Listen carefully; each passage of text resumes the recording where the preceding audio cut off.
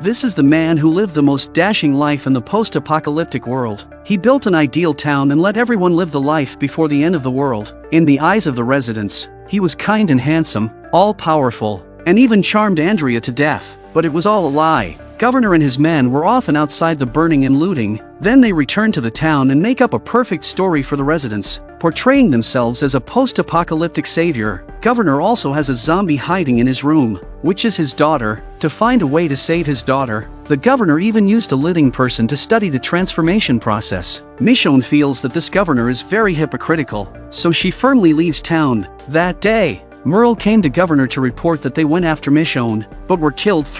Governor asked Merle to help them hold a hero's memorial service and then make up a story to tell everyone. Merle was afraid that Governor would blame him, so he lied that Michonne was dead and that the knife had fallen into the corpse and didn't bring it back. Merle immediately made up for it by saying that he had found an old acquaintance and his beautiful girlfriend, who looked like they were doing well, and that he would find their camp. The silly Andrea thought she had found Prince Charming. She didn't know that even Glenn had been caught. And on this side of the prison, Daryl, 3 people again to check the prison, killed this zombie, Knack, with a dagger, which is not exactly Carol's. After the search, Daryl sat alone in the corner. From this knife, he could imagine how helpless Carol was at that time. This time, a door is repeatedly pushed outward. Daryl found before, thought there was a zombie inside, and did not put in mind, and now also to affect his mood. Daryl jumped up as a foot. Daryl just wanted to go, thought about it, or clean it up. Then he dragged away the body in the way. Daryl looked down, but it was Carol. She is still alive.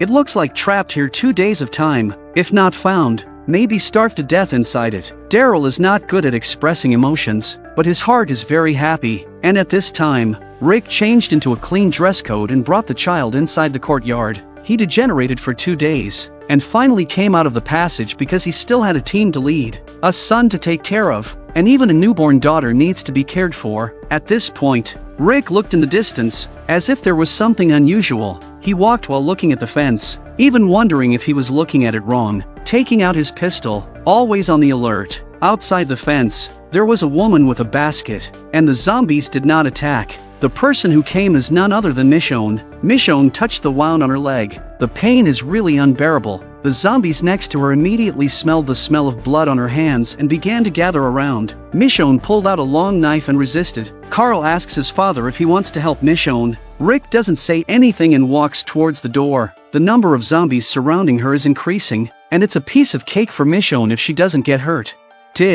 But unfortunately now she has difficulty moving, and physical stamina. Has appeared vertigo, immediately fainted to the ground. Before Michonne closed her eyes, she saw the zombies coming towards her and heard the gunshots. Carl shot and saved her. There were still many zombies outside. Rick cursed and rushed out to kill the zombies surrounding him. Then he checked Michonne's body. Her wound was a gunshot wound, so he took her back. Because it is a stranger, Rick firmly cannot take her into the cell inside, and she can only be laid outside a mat. The first thing Michonne did when she woke up was to grab her weapon, but Rick kicked it away and told her that they wouldn't hurt her unless she wanted to do something stupid. This time Daryl walks out and shouts for the gang to come in and take a look. Carl, bring supplies. Rick tells Michonne that they'll hold her weapons, she's safe, and they'll help her heal up. The crowd wondered what Daryl was selling. Guanzi came inside to take a look. Rick also froze, but surprisingly it was Carol. Rick's face showed a long-lost smile. Unexpectedly, Carol is still alive.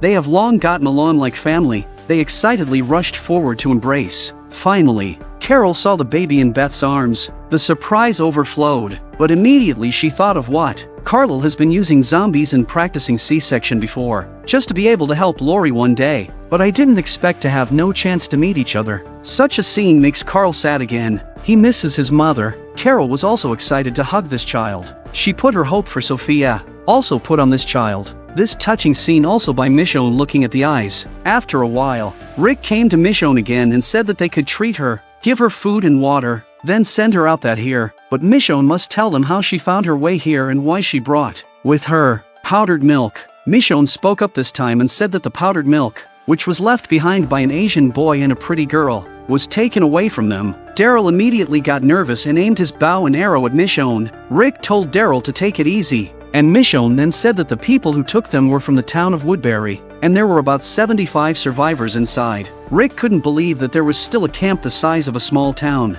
Michonne went on to say that a man calling himself governor was the leader, handsome and charismatic, like a cult leader, and there was a self-appointed paramilitary force. The fences were guarded, and the place was inaccessible to zombies, but the living could slip in. Rick raises one last question: how did she find them?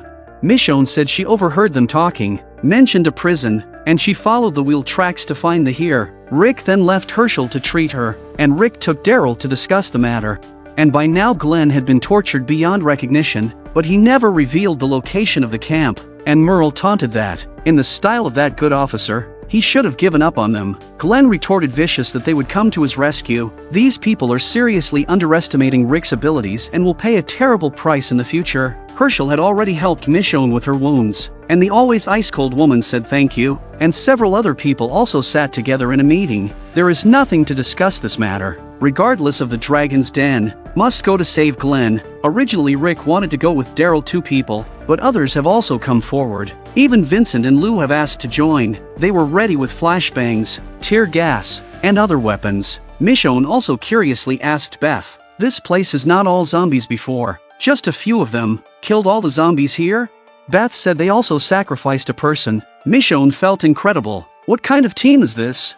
Rick took Carl alone to the side. He wanted to comfort his son. After all, he had endured too much and sent his mother off with his own hands. But Carl acted very strong. Rick said if something unexpected happened, lock everyone inside the cell to ensure their safety. Carl nodded and agreed to go down. Finally, Carl also gave his sister a name, called Judith. Rick nodded his head and agreed with his son's name. The team also set off. They could not give up Glenn, which is the charm of this team. Maybe that's why viewers love Glenn. He's determined not to betray his teammates in the face of severe torture by man. Merle slowly pushed harder, but despite the pain, Glenn still refused to say a word but instead smashed his head against Merle's cheek. Merle smiles instead of being angry. He wants to give Glenn a taste of his own medicine. Maggie was not abused, but she could hear the sound of their abuse of Glenn. Take Glenn cannot do anything. Merle directly grabbed a zombie to force. Glenn still flat look at him. Merle was annoyed and let go of the zombie directly. Glenn's hands are tied.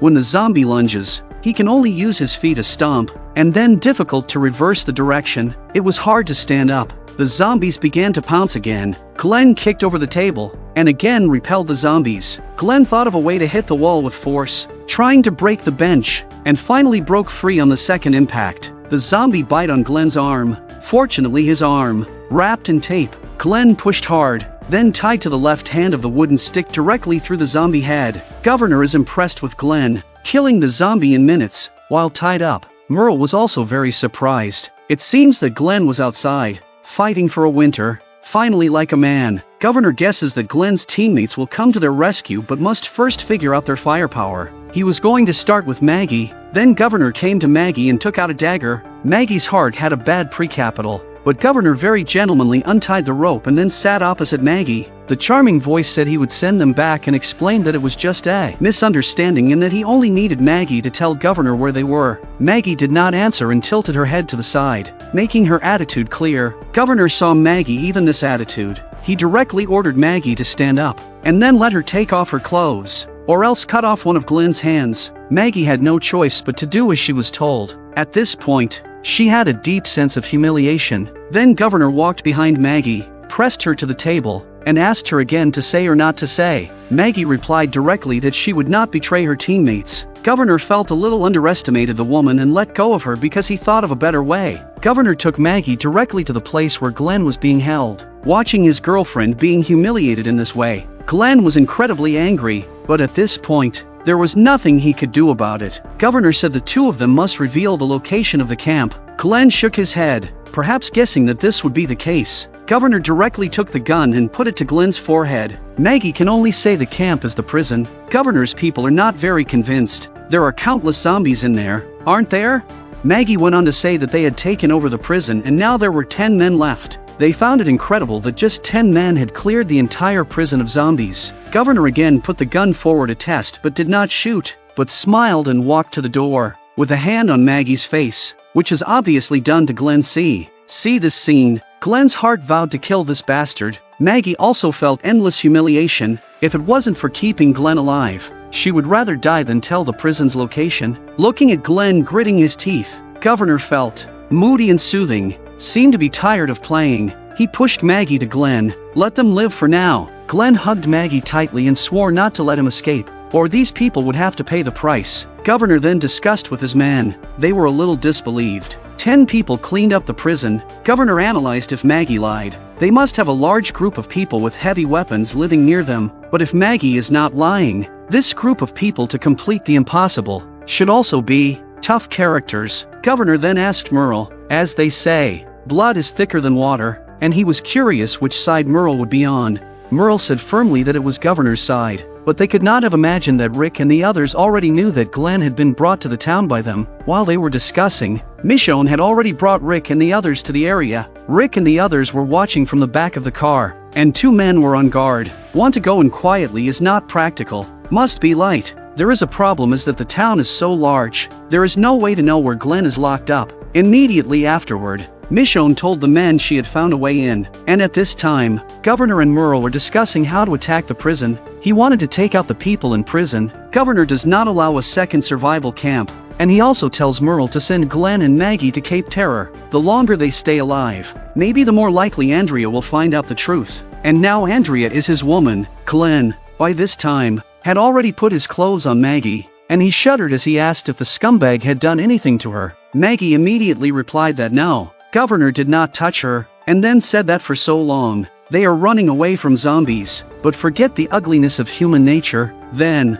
Glenn carefully approached the zombie, then ripped off its arm. He endured severe pain throughout his body and ripped off 2 bones. In his mind, Rick and others could not know that he was captured, and now only he could save himself. After a while, Merle and his men just came to open the door. 2 people rushed out. Maggie directly stabbed the man's throat. She now has no mercy on these people. The man pulled the trigger before he died. The gunshots rang out in the town, and Rick, who was feeling his way in, heard them. The rest of the town, too, ran out. Rick also decided to go over to see if they could find them first. Glenn was still fighting with Merle, but he was too badly wounded and was about to have his throat slit when Maggie got her submachine gun and aimed it at Merle. But at this time, the others backed up. Merle also rushed to grab the gun, and thus the 2 became prisoners again. Rick and the others are coming, and there was really someone there, and when they got under the window, they heard Maggie's voice. Just in time for their execution, Rick and Daryl took out flashbangs and smoke bombs and threw them directly at them, catching the men off guard.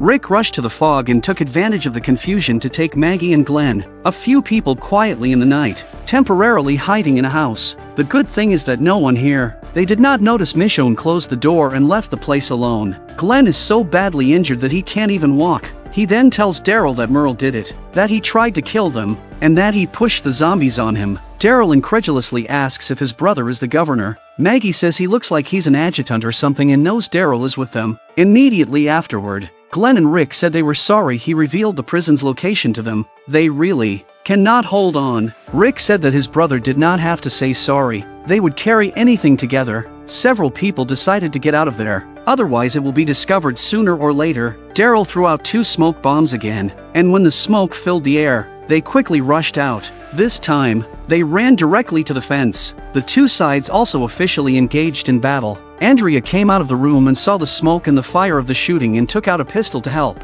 She saw a man fire several shots but did not hit. At this time Governor came out and advised Andrea to leave the place. He did not want her to recognize Rick's people, then called Andrea back to the room first. Rick's men were fighting and retreating. Maggie and Vincent have arrived at the fence. Daryl and Rick are in charge of fire suppression. Vincent stood on the roof of the car, waiting for Glenn. They would be safe when they crossed the fence. At that moment, Rick looked into the distance and froze. Shane came towards them, took out his weapon, and shot directly. Rick has been hallucinating a lot since Lori's death, and it was during his days that Vincent was shot and killed. Rick then reacted and shot him dead, then rushed up to check. What a hallucination on his part. Maggie did not know what Rick was doing, shouted Rick. Rick was, at once, a little more awake, and then also over the roof of the car, to get out of here, but Daryl was pinned down by firepower, simply cannot go.